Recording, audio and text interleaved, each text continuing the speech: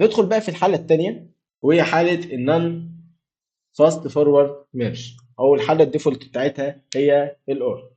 لو جينا هنا مثلا وقلت لك ان انا عندي المين اهو، وعملت هنا وليكن كوميت واحد كوميت اتنين، تمام. وللحظة ما اكتشفت ان انا عايز اعمل برانش تاني من الجزء ده، فهتقول لي تمام، هتيجي تعمل هنا، تقوم انت عامل هنا برانش منه، وهتقول لي البرانش ده عملت فيه مثلا ايه، وليكن كوميت 3 وكوميت 4، تمام. نسميه هنا مثلا ايه، الديفلوبمنت. حلو. وليكن جيت بعد ما عملت تعديل هنا، رحت تاني على المين وعملت كمان كوميت. بعد ما عملت كوميت 3 كوميت 4، عملت كوميت هنا 5،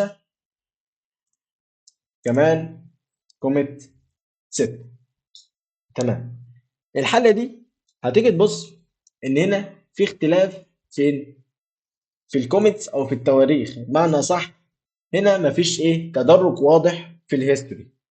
هتقول لي يا باشمهندس طيب ما نجرب نعمل ميرج، هقول لك تمام، انت هتعمل ميرج، بس في الحاله دي انت لما تيجي تعمل ميرج انت هتضحي بالكوميت 5 وكوميت 6 على حساب ان دولت يطلعوا ايه هنا. طيب، ودي طبعا هتبقى مشكله بالنسبه لك، ليه؟ لان نص الكومنت او نص المشاريع اللي بتبقوا انتوا شغالين عليها مش بتبقوا شغالين بالترتيب او بتبقوا شغالين بالتزامن. بيبقى حد شغال على حاجه والتاني شغال على الحاجه التانيه، وطبعا ما بيبقاش فيه تزامن في الهيستوري. لازم ولا بد تراعي حته اللي هو ايه، الهيستوري، او بمعنى صح التواريخ الخاصه بالكومنت. فانا لو جيت هنا عملت ميرج، انا كده هضحي بالاثنين كومنتس اللي موجودين. هنا هيبقى في طريقه مختلفه شويه للتعامل مع دول. ايه هي؟ تعال نجرب. فرضا دلوقتي انا على الماستر، وجيت هنا ضفت وليكن ملف وسميته ايه، مين 3 دوت تي اكس تي، تمام. حلو. وعملت طبعا ايه، جيت اد، وبعد كده عملت جيت كوميت، تمام. وعملت سويتش، قلت انا هعمل جيت سويتش للديف. حلو. وجيت هنا بقى في الديف، انا لسه ما عنديش تعديلات، جيت عملت حاجه تانية، قمت انا عامل هنا ايه، ضفت ملف تاني وسميته ديف واحد مثلا دوت تي اكس تي. هاجي هنا اضيف الملف عادي، اد، اقول له جيت اد دوت، بعد كده جيت كوميت واقول له اد ديف واحد مثلا، تمام. في الحاله دي لو انا جيت اعمل ميرج على المين، يعني لو جيت هنا قلت ايه، جيت سويتش على الماستر، تمام. تعال نشوف ايه اللي هيحصل لما اجي اعمل ميرج. لو انا هنا قلت لك ايه، جيت ميرج على الديف، تمام. اللي بيحصل هنا لما عملت دمج او لما عملت ميرج، هنا بيقول لك انت دلوقتي بتعمل حاجه فيها كونفليكت في التواريخ نفسها. بليز انتر كوميت مسج تو اكسبلين واي ذيس ميرج از نيسيسري. لو تمام هكتفي، وطبعا بيديك هنا ايه كوميت ديفولت. طب هكتفي بالحته دي. طب انا عايز اخرج من الموضوع ده، اقوم اعمل ايه، شيفت النقطتين في بعض واقول له ايه، رايت كيو، تمام، يعني رايت اند كيو، تمام. هنا هيعمل الموضوع عادي ومفيش اي مشكله.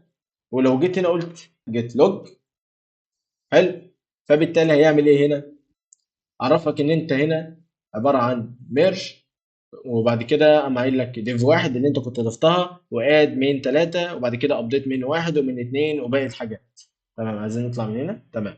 حلو.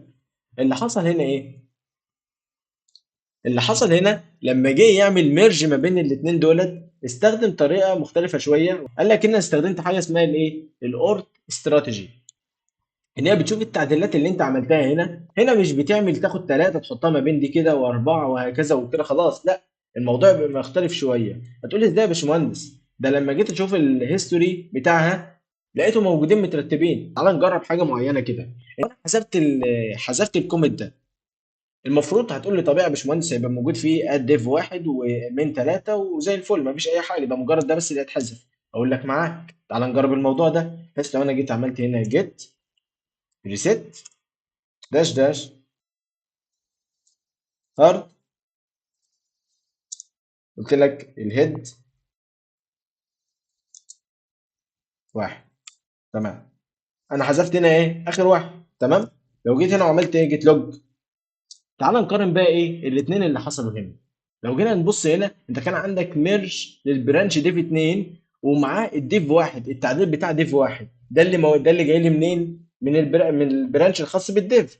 اما المين ده كان موجود في المين العادي. فلما جينا عملنا هنا حذفنا اخر كوميت اللي هو المفروض ده الميرج الاخير ده، يعني ملوش علاقه بده. فبالتالي المفروض يبقى لي مين؟ انا واحد اتنين وهكذا، يعني اخر واحد المفروض يبقى لي ايه؟ الاد ديف. طب تعالى نبص ايه اللي حصل هنا. اخر واحد هنا موجود ايه؟ المين اللي هو اصلا تبع ايه؟ البرانش ده. طيب تعالى نفهم ايه اللي حصل. الكومنت اللي انا بعمله او معنى صح، الكوميت ده او الميرج اللي بيحصل ده، اللي بيحصل هنا ان لما بعمل ميرج هو بياخد التعديلات دي وبيعمل لها كوميت. بس الكوميت ده مميز شويه لان هو هنا بيعبر عن التعديلات اللي حصلت، مش مجرد كوميت او اتنين او تلاته. يعني ايه؟ يعني هنا عمل بالطريقه دي، قال لك ان انا عندي هنا التعديلات حصل ثلاثة واربعة. حلو. طيب حلو، لما انا جيت اعمل ميرج هو قال لك اداني رساله اللي هو الكونفليكت اللي حصل ده، وقال لك انت عايز تعمل الميرج ده ليه؟ واديته مثلا ان انا عايز اعمل ميرج ديف ايه او برانش ديف، تمام. هو هنا اتصرف ازاي؟ اخدهم كانهم على بعضهم عباره عن ايه؟ اخد ان دول كده على بعض عباره عن ايه؟ كوميت مثلا 8. حلو. واخد كوميت 8 ده وداه هنا، تمام. يعني الكوميت الاخير ده اللي هو الميرج او معنى صح الكوميت ده اللي هو الميرج برانش ديف ده مش مجرد كوميت عادي، ده كوميت شايل التعديلات اللي كانت موجوده في الديف وانا حبيت اضمها. فده معناه ان ده شايل التعديلات دي اللي هي الاضافات دي.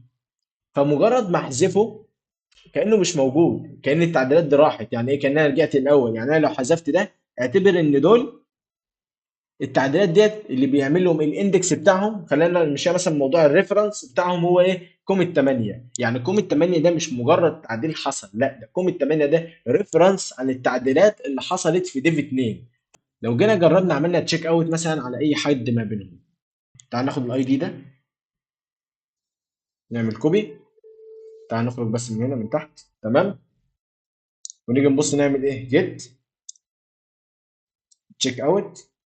حلو. ونديله الكوميت ده، تمام. انا دلوقتي عديت تاتش تاني وكل حاجه. لو انا عملت هنا جيت لوج، عرض تحت ايه؟ عرض تحت من واحد ومن اتنين. طب ازاي يا باشمهندس؟ ده احنا هنا لما كنا في بعد ما عملنا ميرج موجود ان تحت الديف واحد من ثلاثة. ازاي ما حصلش كده؟ هقول لك تعالى بقى. هو هنا وليكن ان ده ديف واحد، بس مذكور بعد ديف واحد ان ده اللي وراه او الخامس او السادس، او وليكن مثلا ان اللي وراه على طول ايه؟ كان محطوط في الترتيب ان اللي ورا ديف 2. لان انا لما عملت في البدايه، لما انا جيت عملت في الهيستوري يعني عدلت في الماستر، وبعد كده رحت عملت عدلت في الديف، وبعد كده عملت ما بينهم ايه؟ ميرج. فعشان كده ظاهر لي هنا ان من ثلاثه اللي انا عدلته في الماستر الاول ظاهر قبل ديف واحد اللي انا عدلته في ديف 2، فهو تحتيه ظاهر. بس هل معناه لو انا جيت هنا ده هيظهر لي؟ لا، لما انا عملت تشيك اوت ما ظهرش. وليكن مثلا ان اخر تعديل انا عملته في الديف هو ده، تمام. بس خلي بالك انا عامل قبله ايه؟ اللي هو 6 ده، تمام. هتقول لي تمام. لما ظهر ان سي 4 او الكوميت 4 كان قبله، بحيث لو انا جيت اعمل تشيك اوت يظهر لي الكومنتس اللي قبلهم. بس ما ظهرش كده. اللي حصل ايه؟ ان اللي ظهر قبلي المشتركه ما بيني وما بينه. ازاي؟ يعني مثلا هنا انا عندي كومنت 1 2 3 وقلت لك ان ده اللي عملت فيه الديف، تمام. وعملته تاني حاجه، حلو. بس هنا انا عملت المين قبله.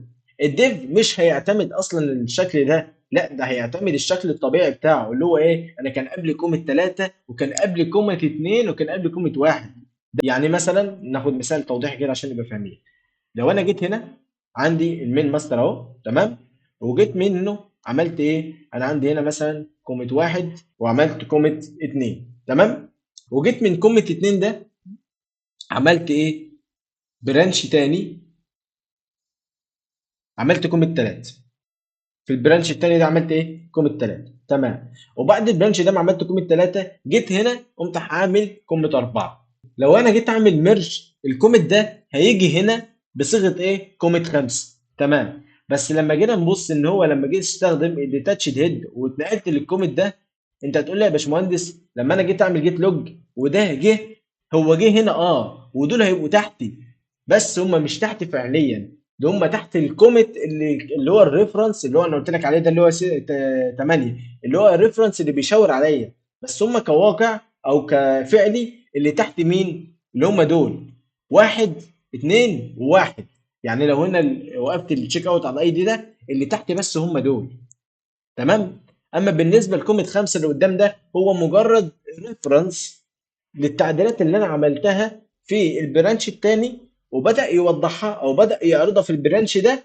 بس الاختلاف في حاجة واحدة بس، ان انا لو حذفت الكوميت الاخير ده، لو انا حذفته خالص كأن التعديلات دي ما كانتش موجودة، فبنعتبر ان الكوميت الاخير ده مش مجرد كوميت عادي، ده كوميت مميز. تمام.